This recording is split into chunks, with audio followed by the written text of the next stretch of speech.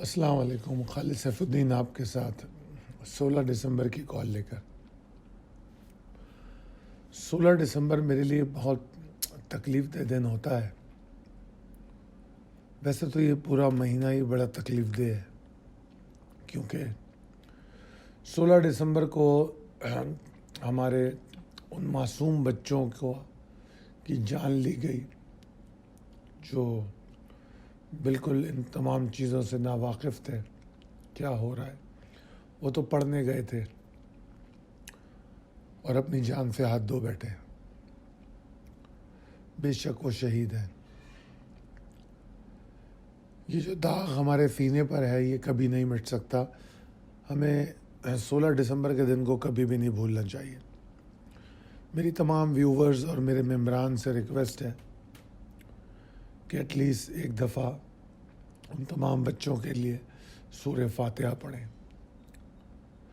दिसंबर में सिर्फ यही नहीं, हमने अपना आधा मुल्क भी गंवाया है। बात यहीं तक नहीं रुकती।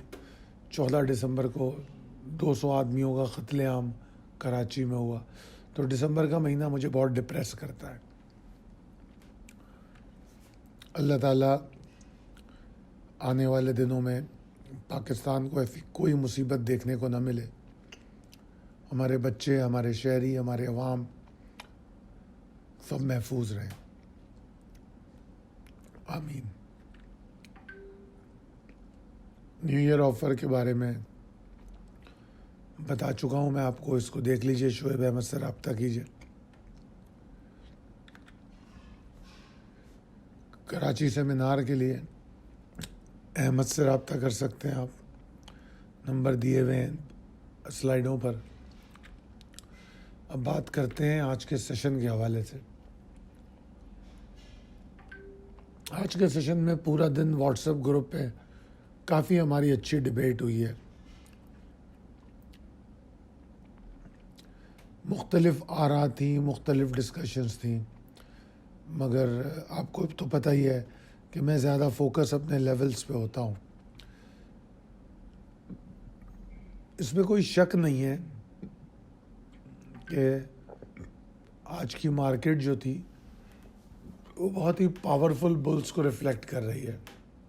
जिस तरह मैंने यहाँ लिखा है कि dancing bulls notice with extravaganzas for northbound celebration and all gain points above my given targets credited to the excitement of state bank announcement. क्योंकि मेरा टारगेट, दिया गया टारगेट तो मार्केट के आगाज़ के साथ ही अचीव हो चुका था। उसके बाद जो भी हमने देखा वो तो हमारी बोनस राइड थी, और वो एक्स्ट्रावेगेंजा और वो एक्साइटमेंट जो थी वो स्टेट बैंक अनाउंसमेंट को लेके थी। स्टेट बैंक की अनाउंसमेंट में 100 बेसिस पॉइंट का इजाफा हुआ, फिर भी मार्केट ऊपर गई, बैंक्स प्रेशर में रहे। मैं ये समझता हूँ कि ये जो एक्साइटमेंट एसबीपी अनाउंसमेंट पे हुई है वो फंडामेंटली तो बनती नहीं थी, मगर टेक्निकली उसकी हम एडजस्टमेंट कर चुके थे, डिस्काउंट कर चुके थे। तो इसलिए वो एहसास तशक्कुर था इन्वेस्टर्स का कि बड़ी मेहरबानी, आपने 200 बेसिस पॉइंट नहीं बढ़ाए या 300 बेसिस पॉइंट नहीं बढ़ाए। तो मेरे हिसाब से ये एहसास तशक्कुर था।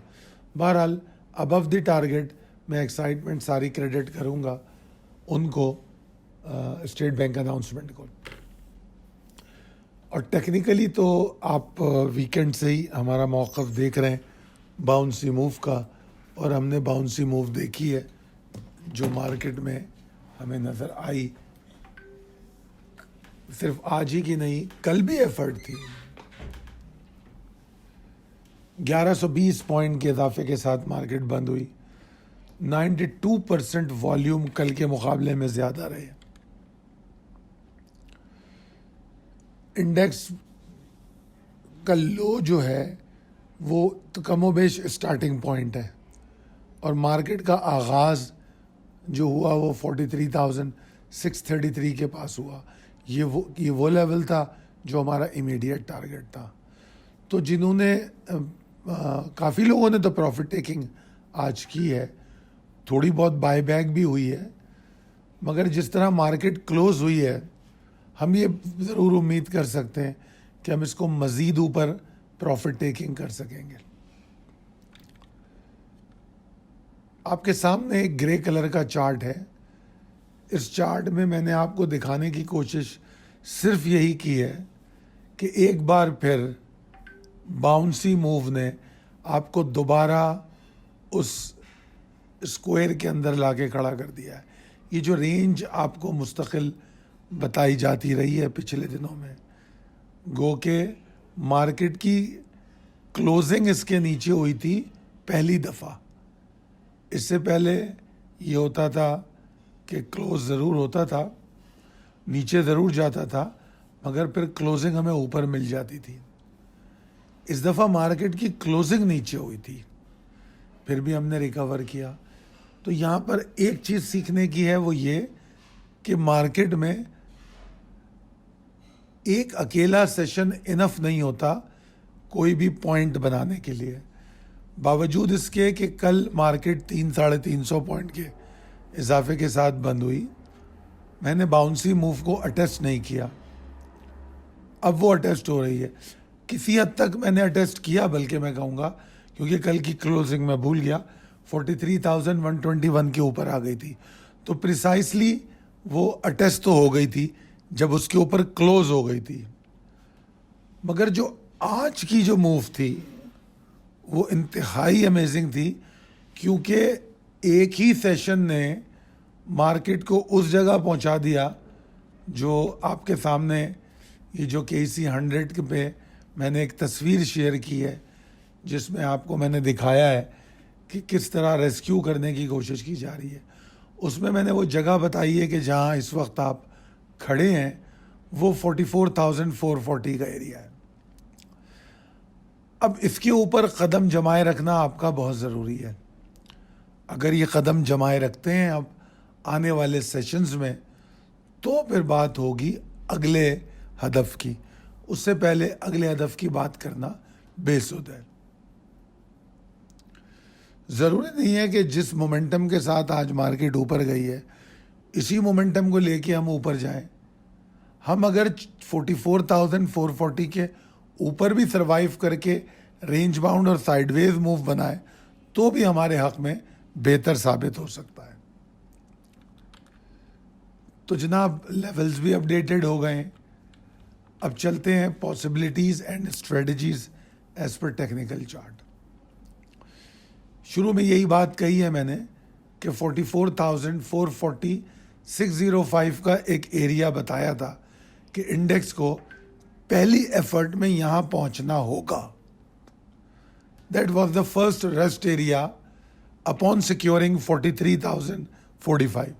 यानी कि अगर वो उस बॉटम को सिक्योर करता 43,045 से लेकर 42,752 तक, तो जो पहला एरिया इसको मिलता वो 44,440 से 605 का मिलता। गो कि मैं बिल्कुल उम्मीद नहीं रखता था कि एक सेशन में हम वहाँ तक पहुँच जाएंगे, मगर बहरहाल पहुँच गए। अब हमारा इमीडिएट टारगेट 44,605 655 है, और अगर हमने ये अचीव कर लिया और इसके ऊपर हम रुके रहे, क्योंकि ये पूरा एरिया है 440 से लेकर 44,655 कर लें आप। अगर हम इस एरिया को अब अपना बॉटम बनाएं तो फिर हम जो अगला हदफ है उसको टारगेट कर सकेंगे और हम 43,045 का जो थ्रेड है उससे बाहर निकलेंगे। इसको कहते हैं बॉटम का ट्रेल होना, क्योंकि जब मार्केट ऊपर जाती है तो जो स्ट्रॉन्ग सपोर्ट होती है फिर वो नया बॉटम फॉर्म करती है। हर लेवल को हम बॉटम करार नहीं दे सकते, और जो स्ट्रॉन्ग सपोर्ट होती है वो सपोर्ट बनने से पहले स्ट्रॉन्ग रेजिस्टेंस का काम भी करती है।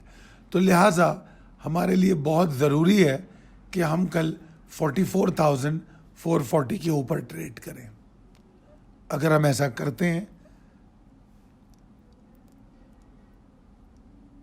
तो फिर हम 44,655 605 का इमीडिएट टारगेट अचीव करते हैं।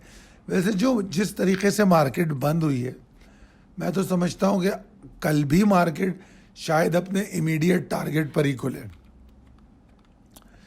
अगर तो मार्केट अपने इमीडिएट टारगेट पर खुलती है तो नो वंडर मार्केट कल 44,800 और 900 के लेवल को भी टेस्ट कर ले, बल्कि 45,000 की झलक दिखा दे हमें। नो वंडर ये हो सकता है। सवाल ये है कि मार्केट खुलती कैसे। अगर तो मार्केट 44,655 के ऊपर खुलेगी तो ये मुमकिन होगा। तो उसके बरक्स अगर मार्केट 44,440 के नीचे खुलती है और ट्रेड होती है तो सब में पहले तो आपको सिर्फ रिस्क मैनेजमेंट करनी है। जो प्रॉफिट हम आज ले चुके हैं, बहुत से लोग निकले भी हैं, जो नहीं निकले हैं वो खुदारा कल निकल जाएं।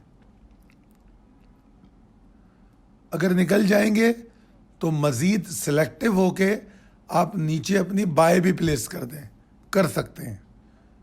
आपको एक और बात बताऊं, इस तमाम तेजी के बावजूद कुछ स्टॉक ने भी परफॉर्म नहीं किया है।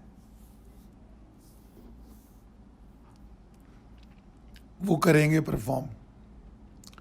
तो बहरहाल आपके पास 440 एक पिवटल पॉइंट है कि मार्केट का इसके ऊपर रहना ज़रूरी है और इसके नीचे मार्केट अगर इसके नीचे रही तो मार्केट बआसानी 44,263 190 तक जा सकती है। अच्छा, अब आप अगर नोटिस करें तो second, third, fourth, fifth, sixth 6 सपोर्टें जो हैं, 5 सपोर्टें बड़ी स्ट्रांग है। कहीं से भी मार्केट को दोबारा पुश मिल सकता है।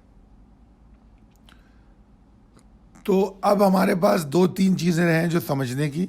44,440 के ऊपर मार्केट ट्रेड करे, उसके नीचे ना करे, नंबर 1। दूसरी बात ध्यान में रखनी है कि 1200 पॉइंट का एक सेशन इनफ नहीं है जो मार्केट के ट्रेंड के बारे में ये कहे कि हाँ मैंने तब्दील कर दिया। इसकी आसान मिसाल दूंगा। पिछले दिनों भी आप 1200 पॉइंट की तेज़ी देख चुके हैं 2 हफ्ते या 1.5 हफ्ते पहले, और अब 2,500 पॉइंट की मंदी भी देख चुके हैं।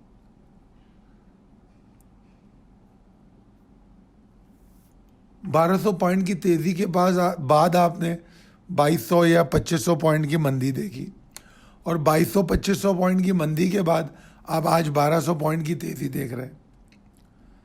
तो इन चीज़ों को समझने की कोशिश कीजिएगा। जो फौरी तौर पे नताइज तक पहुंच जाते हैं लोग, वो मेरा नहीं ख्याल ठीक करते हैं।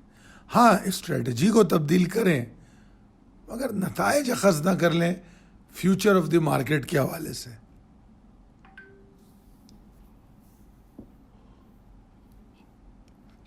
अगर टॉप पे निकलना है तो trailing stop loss is the best and only tool, और जो माल बिकेगा वो माल मिलेगा। ऐसा कुछ भी नहीं है कि नहीं मिलेगा। ये बातें ना मैं करता हूँ ना मुझे पसंद आती हैं। मैं कहता हूँ यार मिलता है, क्यों अपना लॉस करते हो। फिर मैं कहता हूँ मोहब्बत नहीं करो, किसी स्टॉक से लेके बैठे रहो, कितना भी अच्छा स्टॉक हो। मुझे OGDC बहुत अच्छा लगता है। मेरे अच्छा लगने से क्या होता है? अगर अभी OGDC को 3 महीने नहीं चलना है तो यार मुझे कितना भी अच्छा लगे, मेरे लिए नुकसान का सौदा है। तो प्लीज़ अपनी नेट इक्विटी को देखें। मैं बहुत खुश हूँ आज, क्योंकि आज बहुत सारे मेंबर्स ने अपनी नेट इक्विटी के बढ़ने की बातें की। तो मैंने उनसे हाथ जोड़ के रिक्वेस्ट की, अब वो गलती मत करना जो पहले की थी। जब मार्केट नीचे उतरे तो आप माल छोड़ के नीचे उतरो। इस वक्त पाकिस्तानी मार्केट में Karachi stock exchange, Pakistan stock exchange की जितनी कॉल्स आती हैं उसमें अच्छा सौदा है टेलीफोन पर, यूट्यूब पर, व्हाट्सएप ग्रुप पर खरीदने को कहा जाता है, बेचने को नहीं कहा जाता। अच्छे से अच्छा शेयर भी बगैर बेचे हम प्रॉफिट बुक नहीं करते। तो माइंडसेट को तब्दील कीजिए, ट्रेडर बनिए, by the books. If you are a shareholder, आप स्टेक होल्डर हैं उस कंपनी के, उसको बुक्स तक रहने दीजिए। जब स्टॉक एक्सचेंज में ट्रेड कर रहे हैं तो आप ट्रेडर हैं, और ट्रेडर अपना सौदा अच्छे डिफरेंस पे बेच देता है। उसका उस सौदे से कोई जज्बाती लगाव नहीं होता। वो एक सौदा करके आता है, उसकी दुकान पे माल पहुंचता नहीं है, उसको 2 रुपए ऊपर मिलते हैं, कई दफ़ा वो बेच देता है।